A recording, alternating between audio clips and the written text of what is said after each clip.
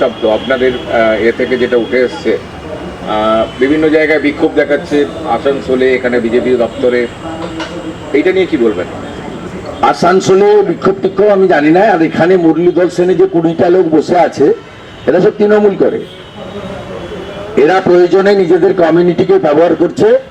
আমি প্রথম কথা বলি, তৃণমূল কংগ্রেসের কোনো নেতা, দায়িত্বশীল লোক মানুষ কোনো কমিউনিটিকে হার্ট করার কথা বলেন না, ভবিষ্যতেও বলবেন না।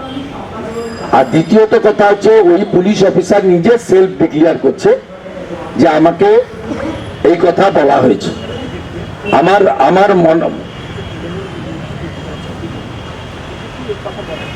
বিজেপি কথা বলে না, সেটা সাথে সাথে কারেকশন করবেন একটু। সাথে সাথে আমি যেটা আপনাদের কাছে বলতে চাই, ওই পুলিশ অফিসার নিজে এই কথাটি বলে তার ভালো পোস্টিং এর জন্য চেষ্টা করছেন, এইটা আমার মনে হয়েছে। আপনারা এই কথা প্রথমে একটা কিছুজন করলে আমরা এটা নিয়ে গুরুত্ব দিচ্ছি না, একেবারেই গুরুত্ব দিচ্ছি না, কারণ আমাদের কোন নেতৃত্বের পক্ষ থেকে বলা হয়নি। বরঞ্চ ওই পুলিশ অফিসার নিজেকে খালিস্তানি বলা হয়েছে আমাকে বলে নিজে চিৎকার করছেন, নিজে সেলফ ডিক্লেয়ার করছেন এবং বলছেন এটা কি হিন্দুত্বের নমুনা? এই যে হিন্দুত্বকে অ্যাটাক করছেন একজন পুলিশ অফিসার দাঁড়িয়ে, এটা মমতা ব্যানার্জিকে কি তুষ্টিকরণ করার জন্য? আর দ্বিতীয়ত, খালিস্তান শব্দের সঙ্গে শিখদের, গুরু নানকজির যারা আদর্শ পালন করেন, আমরা গুরু নানকজি, গুরু তেগ বাহাদুর, গুরু গোবিন্দ সিংকে প্রণাম করি, তাদের লড়াইতে আমাদের দেশ স্বাধীন হয়েছে।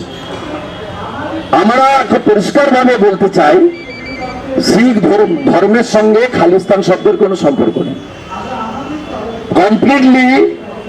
কমপ্লিটলি সারাদিন সন্দেশখালীতে ডিভিশন বেঞ্চে মমতা ব্যানার্জি এবং তৃণমূল হারার পরে তাদের মুখে যে চুনকালিটা লেগেছে, আর আমি যেভাবে 11:50 থেকে বেলা 3:30 পর্যন্ত সন্দেশখালীর পাড়া পাড়ায়, গ্রামে গ্রামে ঢুকে গেছি, যেভাবে জনজোয়ার হয়েছে, জনসুনামি হয়েছে, সেখান থেকে চোখ ঘুরিয়ে দেওয়ার জন্য প্লট রেডি করা হয়েছে।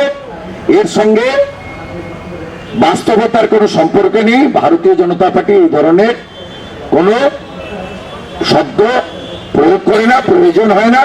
বরঞ্চ ওই পুলিশ অফিসার এটা হিন্দুত্বের নমুনা বলে হিন্দু সমাজকে আক্রমণ করেছে বলে আমার মনে হয়েছে পরবর্তীকালে ভিডিওটা দেখে। সাথে সাথে আমি যে তৃণমূলের নেতা নেত্রী মমতা ব্যানার্জি টুইট করেছেন, ওনার টুইট এক্স হ্যান্ডেল উনি নিজে করেন না অন্য কেউ করেন আমি জানি না, আমি মমতা বন্দ্যোপাধ্যায়কে বলবো, গতকাল আপনার মাননীয় কাউন্সিলর অনন্যা ব্যানার্জি না কি নাম, তিনি কাকে কাণ্ড করেছেন কলকাতা কর্পোরেশনে, খ্রিস্ট ধর্ম যারা মানেন তাদেরকে কিভাবে অ্যাটাক করেছেন।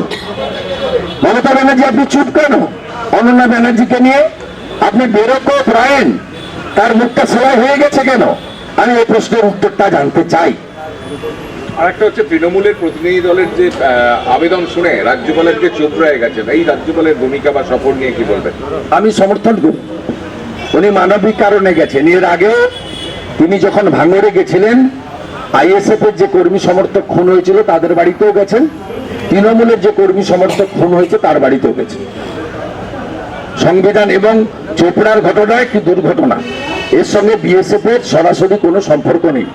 এজেন্সির সম্পর্ক আছে, শরীফুল মল্লিক নাকি একজন এজেন্সির নাম, তিনি গ্রেফতার হয়েছেন, তাকে রাজ্য পুলিশ গ্রেফতার করেছে, বিএসএফ কমপ্লেন করেছে এবং সাথে সাথে আমরা দাবি করেছি বিএসএফ কে বা কেন্দ্রীয় সংস্থাগুলিকে এই এজেন্সিকে ব্ল্যাকলিস্টেড করার জন্য। রাজ্যপাল যেটা করেছেন ঠিক করেছেন, তার মানবিকতায় গেছেন, রাজধর্ম পালন করেছেন, যেটা তৃণমূল কংগ্রেস কোনোদিন পালন করে না। মমতা বন্দ্যোপাধ্যায় রামপুরহাটের বক্তৃতে ঘটনা ঘটার 3 দিন পরে পৌঁছান, আমরা পরের দিন পৌঁছাই। মমতা বন্দ্যোপাধ্যায় দিল্লিতে, পাঞ্জাবে কোথায় কোথায় যাওয়ার পরিকল্পনা করতে পারেন, সিউড়িতে গিয়ে তিনি সন্দেশখালীর মা বোনেদের বহিরাগত বলতে পারেন, আরএসএস কে আক্রমণ করতে পারেন, বিজেপিকে আক্রমণ করতে পারেন, সন্দেশখালীর মা বোনেদেরকে আক্রমণ করতে পারেন, কিন্তু তিনি সন্দেশখালীতে যাওয়ার সময় পান না। তার একাধিক ঘটনা আমরা দেখেছি, হাঁসখালির ক্ষেত্রে আমাদের ওই শিশু কিশোরী কন্যাটিকে তিনি কিভাবে আক্রমণ করেছিলেন ওই ভাষা আমি মুখে বলতে চাই না, অনেক মাতৃমণ্ডলী দিদি বোনরা এখানে আছেন। পরবর্তীকালে কামদুনির ঘটনা, তার আগে পার্কস্ট্রিটের ঘটনা। কামদুনিতে আমরা গিয়ে অবাক হয়েছি, টুম্পা মৌসুমী বা যিনি ধর্ষিতা হয়ে খুন হয়েছেন তার বাড়িতে প্রোটেকশন দেওয়া হয়নি। যিনি ফাঁসি দণ্ডাদেশপ্রাপ্ত ছিলেন, পরবর্তীকালে কলকাতা হাইকোর্ট থেকে খালাস পেয়েছেন, তার বাড়ির সামনে মমতা বন্দ্যোপাধ্যায় পুলিশ প্রোটেকশন দিয়েছে। সবকিছুই এই রাজ্যে হয় রাজনীতিকরণের জন্য।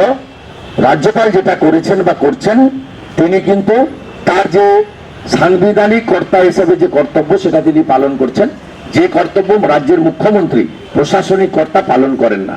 শুভেন্দুদা, আমি দীপঙ্কর মন্ডল, এনকেটিভি বাংলা থেকে বলছি। শুভেন্দুদা, গতকাল নবান্ন থেকে মুখ্যমন্ত্রী সাংবাদিক বৈঠক করে ঘোষণা করেন যে বিভিন্ন রাজ্যে, পশ্চিমবঙ্গ ছাড়া ভিন রাজ্যে সাংবাদিকদের গ্রেপ্তার করা হয়, এবং আমরা দেখলাম কালকে সন্ধ্যাবেলায় আমাদের রাজ্যের একজন ইয়াং জার্নালিস্টকে গ্রেপ্তার করা হলো। ঘটনা কি কাকতালীয় নাকি কোনো মিল?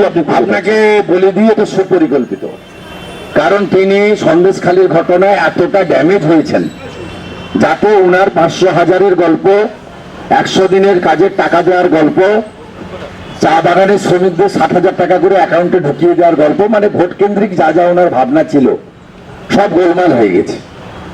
এবং যেভাবে লাগাতার আপনারা বাধ্য হয়েছেন বা আপনারা করেছেন, আমি থ্যাঙ্কস টু দি মিডিয়া, কারণ আমরা ঢুকতে পারিনি। অনেক লড়াইয়ের পরে আজকে সিঙ্গেল বেঞ্চের রায়কে পর্যন্ত ওই সেট পুলিশ অফিসার চ্যালেঞ্জ করেছেন, আপনারা দেখেছেন যে আপনাকে ঢুকতে দেব না যতক্ষণ না ডিভিশন বেঞ্চে হিয়ারিং কমপ্লিট হয়ে জাজমেন্ট আসছে। কত বড় অনার্সিটি! অনারেবল জাস্টিস কৌশিক চন্দ্রকে তিনি চ্যালেঞ্জ করছেন, কলকাতা হাইকোর্টকে চ্যালেঞ্জ করছেন। তাই এই ঘটনা সুপরিকল্পিত। এবং আজকে সন্টু পান যেহেতু রিপাবলিক, তাকে অ্যারেস্ট করে আপনাদেরকে সবাইকে ভয় দেখানো হলো। কিন্তু আপনারাও অনেকে নোটিশ পেয়েছেন সন্দেশখালী থানার, আপনারা কিভাবে সেফ হলেন আমি বলে দিচ্ছি। বড় বড় হাউসগুলো, এবিপি আনন্দের এডিটর থেকে শুরু করে অনেক চ্যানেলই নোটিশ পেয়েছিলেন সন্দেশখালী থানাতে পরের দিন সকাল 11টায় হাজির হতে হবে। আপনারা দেখাননি, বলেননি। আমি আজকে দায়িত্ব নিয়ে বলছি, অপোজিশন লিডার হিসেবে জনগণকে জানাচ্ছি যে সবাইকে ভয় দেখানো হয়েছে। এবং ভয় দেখানোটা মানে মমতা ব্যানার্জির চক্রান্তটা ভেস্তে গেছে কিভাবে সেটাও আপনারা শুনে রাখুন। আমাদের যে ন্যাশনাল NCW এসেছিলেন, তাদের অনেকগুলো বক্তব্যের মধ্যে একটা সামান্য অংশের পোর্শনকে যে কেটে দেখানো হয়েছিল রাজ্য পুলিশের হ্যান্ডেল থেকে, যে তারা বলছেন যে আপনার কোন মহিলা ধর্ষণের বা নির্যাতিত হওয়ার অভিযোগ তাদের কাছে করেননি। এবং এই পোর্শনটাকে কেটে রাজ্য পুলিশের পক্ষ থেকে এক্স হ্যান্ডেলে পোস্ট করা হয়। এবং আপনাদের অনেকগুলো, শুধু এবিপি আনন্দের এডিটর নয়, অনেকগুলো চ্যানেলকে নোটিশ পাঠানো হয় আগামীকাল সকালবেলা সন্দেশখালী থানায় 11টার সময় আপনাদের হাজির হতে হবে।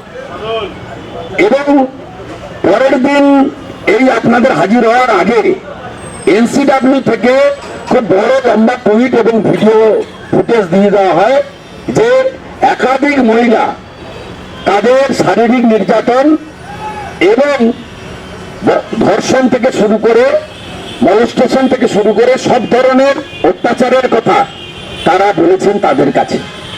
তাদের জিডি কমপ্লেন নেওয়া হয় না, থানা বলে শাহজাহানের সঙ্গে কথা বলো। এইটা তারা পোস্ট করার পরে আপনাদের উপরে আক্রমণ করার জন্য অস্ত্রটা ভোতা হয়ে যায় প্রথম, তখন থমকে যায়। তারপরে গতকাল ওখান থেকে একজন সম্মানীয় মহিলাকে তৃণমূল কংগ্রেসের সাহায্যে, আমি মনে করি পুলিশের ম্যানুফ্যাকচার করা আর্টিফিশিয়াল ফলস ফেব্রিকেটেড ম্যালাফাইড ইন্টেনশনের এফআইআর লজ করে রিপাবলিকের পার্টিকুলার 20 সাংবাদিককে অ্যারেস্ট করা হয়। তার কারণ সন্টু পান আলালের দুলাল কয়লা ভাইপোকে সিজিও কমপ্লেক্সের সামনে প্রশ্ন করার সাহস রেখেছিল। তাই সুপরিকল্পিত চক্রান্ত, টার্গেটটা সব টার্গেট ছিল। এবং এমন একটা চ্যানেলকে, এমন একজন লোককে টার্গেট করা হয়েছে যাকে আপনার অ্যারেস্ট করে পুলিশ কাস্টডিতে নিয়ে আপনাদের এখানে উপস্থিত প্রায় 100-150 সম্মানীয় সাংবাদিক বন্ধু, তাদের মিডিয়া হাউসকে বার্তা দেওয়া যায় যে হীরক রানীকে কেউ চটাবেন না, সত্য হোক আর মিথ্যা হোক পজিটিভ খবর করুন, নেগেটিভ খবর করবেন না। তাতে শুধুমাত্র অ্যাডভার্টাইজমেন্ট আক্রান্ত হবে তা নয়, আমি প্রয়োজনে অ্যারেস্ট করাবো, পিসিতে রাখবো, লকআপে আপনাদের শুয়ে থাকতে হবে কম্বল পেতে, আপনাদেরকে জেসিতে পাঠাবো, মানসিক টর্চার করব, আরো অনেক কিছু করব। এইটা হীরক রানীর পরিকল্পনা, সেটা তিনি এটাকে দিয়ে মানে রিপাবলিক এবং সন্টু পানকে দিয়ে শুরু করলেন।